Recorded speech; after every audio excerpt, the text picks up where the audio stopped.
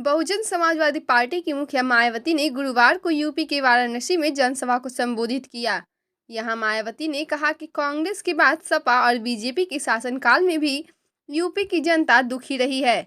मायावती बोली कि बीएसपी अकेले अपने दम पर सभी सीटों पर यह चुनाव लड़ रही है। वह बोली कि बीएसपी पूर्ण बहुमत के साथ सरकार बनाने के लिए इस चुनाव में उतरी है।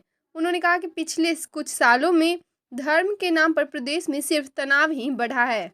मायावती ने अपनी रैली में शुरुआत में कांग्रेस पर निशाना साधा। कहा कि बीएसपी के संयोजक काशीराम के निधन पर कांग्रेस की केंद्र सरकार ने एक दिन का भी राष्ट्रीय शोक नहीं रखा था।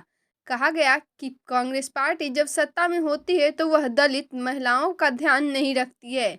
आगे कहा गया कि सपा की सरकार में यूपी में गुंडों माफियाओं का राज हो गया था, जिसकी वजह से यूपी में हमेशा तनाव की स्थिति बनी रही और विकास के कार्य भी एक विशेष क्षेत्र तक सीमित हो गए।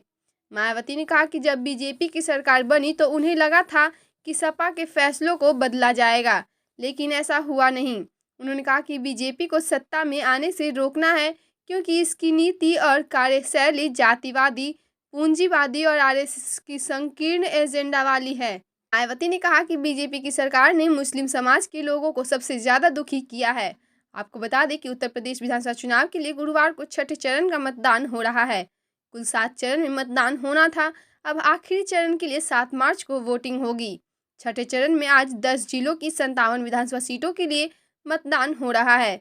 बीजेपी के लिए ये काफ़ी अहम चरण है क्योंकि 2017 में इन 57 में से 46 सीटों पर बीजेपी ने जीत हासिल की थी। छठे चरण में सुबह 11 बजे तक 21.79% मतदान हुआ है।